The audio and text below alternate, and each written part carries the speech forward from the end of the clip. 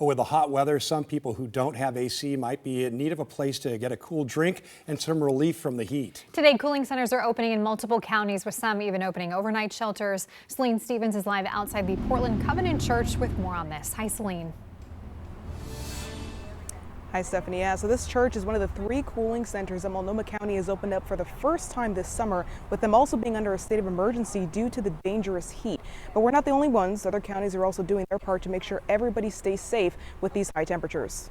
I've been hanging out here every time the cooling center opens. With temperatures rising well into the 90s, some like Ashley Hasty and her child are in need of relief. And last night I picked her up really late and it was really hot, so we just came up to the cooling center for a couple hours last night.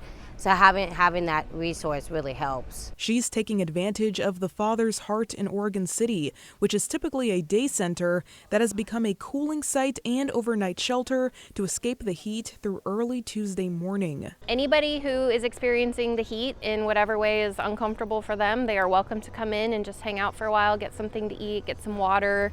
It's just a safe space to be to cool off. Clackamas County also working with other places like libraries to serve as daytime cooling centers for those in need. Meanwhile, Multnomah County opening 3 cooling centers in addition to the over 70 cooling spaces, which include places like malls, government buildings, and libraries. Every event is a little bit different. Last year we probably had 1 or 2 events that maybe had a little bit more risk associated with them, but this is the first one for us this year and we want to take it really, really serious for folks. Sunday, the health department reported 6 emergency department visits for heat-related illness and 11 ambulance calls for both housed and unhoused people. Although an overnight shelter is currently not likely, the decision to open cooling centers Monday arrived due to multiple factors. Probably the tipping point for us this morning where there were a few factors we were really concerned with.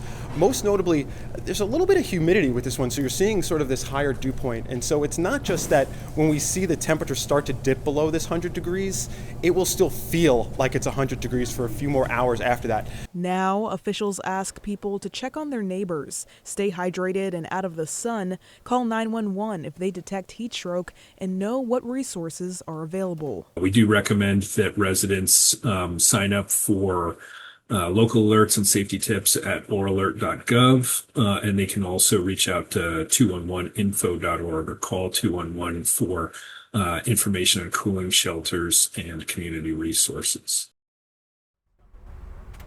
Now, those cooling centers in Multnomah County will be open until 9 p.m. tonight. And again, for those using TriMet, if you're going to or from a cooling center, they will not be requiring a fare, again, if you're going to an emergency cooling shelter through 10 p.m. tonight. Back to you. All right, Celine, thank you so much. And if you text the word heat to that number you see here on your screen, 503-226-5088, we will send back information about cooling centers, splash pads, and other resources in your area available to escape the heat. Now a note for those of you who may be starting a road trip in this heat. Experts say make sure to fill up your gas tank and try to keep it about 3/4 full. And test your car battery to be sure it's up to par and has enough fluid. Also, check your tire pressure to reduce the chances of a blowout. You know, for every 10-degree temperature change, your tires lose or gain air. And last but not least, don't forget to pack an emergency travel kit in case of unexpected delays.